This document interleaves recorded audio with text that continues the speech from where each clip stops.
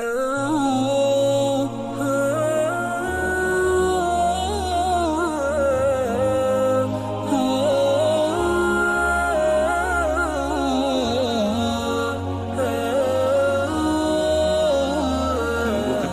is the first chapter of Adab al-Muasharat, social etiquette of Mawlana Ashraf Ali Thanawi Rahmatullah. We started last week, and just read the first chapter, a couple of minutes inshallah ta'ala, about the etiquettes of being, meeting people. So the etiquettes of meeting people. When you wish to meet or speak to somebody, but you find him preoccupied or engaged in, for example, reciting the Quran or worship, or even busy with some worldly matter, and approaching him will cause a disturbance, it is better to not greet or talk to him, but to leave him alone. If it's urgent, then apologize for interrupting and seek his permission before speaking, or avoid any inconvenience. Otherwise, wait until he appears to be free before you approach him. Number 2, if you're waiting for somebody, do not be obvious about it, as that will make him uncomfortable and unable to focus on the task at hand. Someone is busy, you need to speak to him. But like you're in front of me, start looking at your watch, and start making noises to show that you are you're checking your phone, checking your mobile phone. When is this guy going to finish so I can go? So if you're waiting for somebody, do not be obvious about it, as that will make him uncomfortable and unable to focus on the task at hand. Sit a distance away, out of sight if possible. If you see someone with his hands full, be enough with giving salams. Just give salam without extending your hands to shake. Likewise, in hectic times, in busy times, do not wait for permission to be seated. Like someone is busy now, like the person is preoccupied. Now you're waiting for the formality. The guy said, "Please have a seat." Right? Some of these are common sense things we should know, but sometimes common sense has to be taught as well. Can you teach common sense? I don't know. Some people avoid direct speech because they consider allusion to be more respectful. Like they don't speak in direct terms. They tiptoe around the actual topic, what they want to say, and they use although they do this in South Africa out of respect, they speak in third person, right? So they ask, and maybe it's a lack of respect in Australia that we have, but I didn't understand it. Maybe no one explained to them. In Australia, we don't talk like they said. So there's a student of knowledge, a madrasa student, they were taking me somewhere. They said, so does the Sheikh find, Mawlana, they say like this, so what does Mawlana think about, what does the Sheikh think about this thing? So I don't know what they're talking about. Like I didn't realize they're talking to me, and they're talking, they speak to you in third person, ghaib, they don't speak directly, what do you think? They speak in third person. And it took me he's actually talking to me, he's asking me a question, but it's a more polite way according to them. But sometimes this can go to a ridiculous level, where you use so much allusion, so much language that the person doesn't actually understand what you're talking about. And so Mawlana Ashraf Ali Thanawi Rahmatullah says, some people avoid direct speech because they consider allusion to be more respectful. However, this could lead to misunderstanding, causing complication now or in the future. It is better, therefore, to always speak clearly and unambiguously. Like it should be clear when you want to communicate. It says use of slang terms and so forth. Because you say someone, Sheikh Mufti Ibrahim, the one who came here, he put the footnotes, I think, on this. He similarly avoid overuse of slang terms and text speak, like SMS speak, in spoken. For example, saying LOL or OMG are not only incomprehensible to many, but in some cases are abbreviation expressions that are not befitting practicing Muslim. But some people might not understand that. When they OMG, they might not even understand what you're saying. Some people sit directly behind others, which causes discomfort. A related issue is that those who start making salat directly behind others who are not praying, forcing the one in front to stay put until he finishes his salat or move away. So like he holds him hostage in front.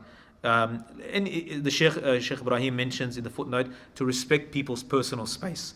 In the mosque, we find many people praying in places that make it difficult for others to pass by. People pray right on the doors. In Jummah, you'll see this. In Jummah, it's understandable because we're praying our sunnahs after the fard and it's crowded. There's not much room. But people use inconvenient places so people can't walk in front. So they should be mindful.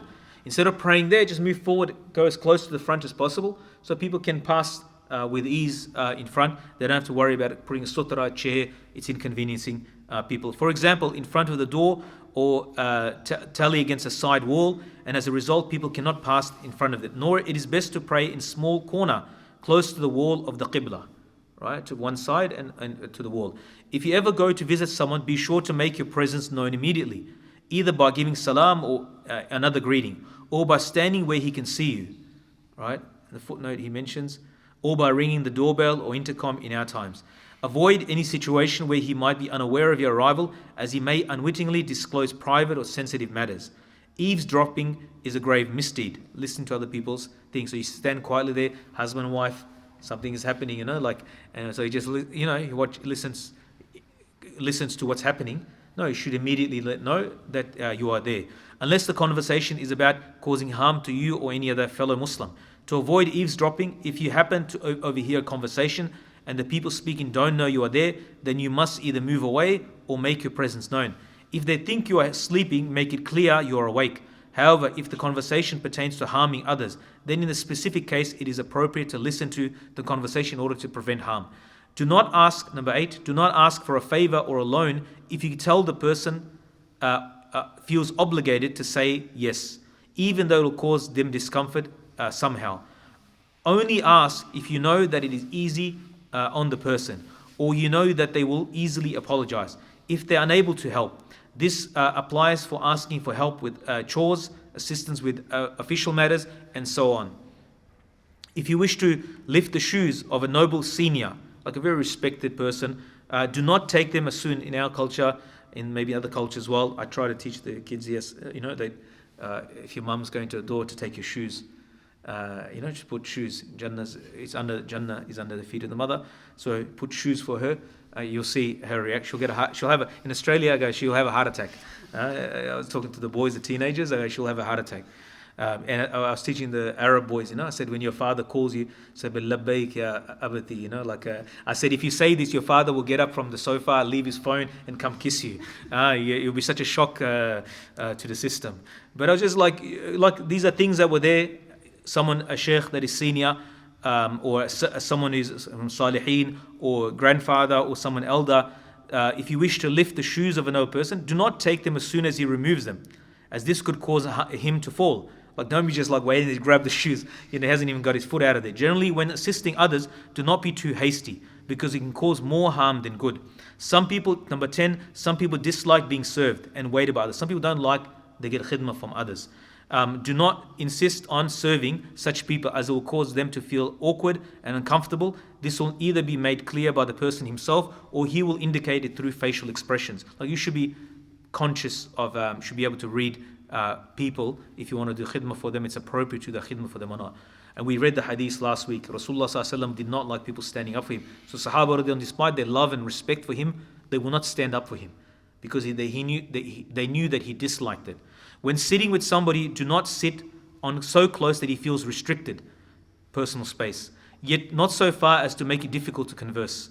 Number 12, do not sit idly next to a person who is busy and stare at them, as this will distract them and cause them to feel uncomfortable.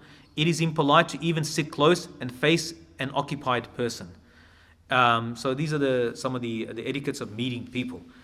So we read many hadiths last week, and if you reflect on this hadith, you find that all of these connect to those hadiths of Nabi Sallallahu Alaihi Wasallam, that deen is, Shaykh Ashraf Ali Thanawi Rahimahullah, he's saying that a lot of our pain that is caused in society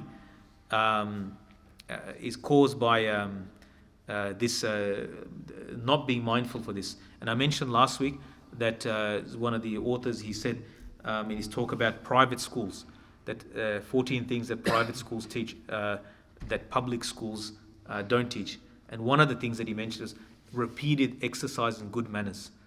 The private schools teach this, and he said that the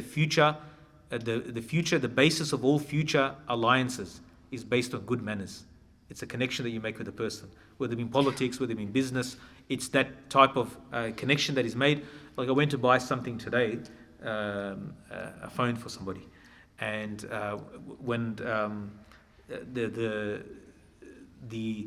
person who was selling, the level of service and the level of the time that he gave, right? And and the details that he went through, right?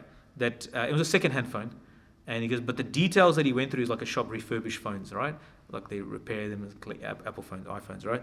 But the way he went through, like, oh, I'm sending more business to this guy, you know, like you see, like automatically, because his good manners, his manners are so good. Have a seat. Do you want a drink? You know, like nobody does that today, you know, like. But you see, like even in a dunya sense, like you want to take your business, you want to be around that person. You say, oh yeah, this is a good person. Just on one half-hour interaction with the person, like it can make such a difference. It can create a future alliance business. Maybe he's doing it for that reason, you know, good customer service. You know, you want to go again because you're served properly. And you feel like, yeah, I'll give my money to this guy because he seems to be a human being who knows how to treat people. And then last week I read this, paradise is there where nobody harms others. Nobody has anything to do with anyone. So that place in which nobody harms each other, it's called Jannah.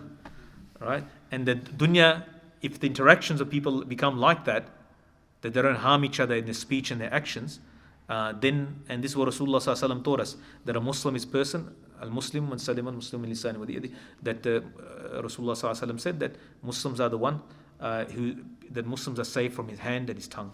If you live a life where you're safe from people's harm, you've got like a little piece of Jannah in this dunya. May Allah subhanahu wa ta'ala give us tawfiq to practice what we're saying here. Jazakumullah khair.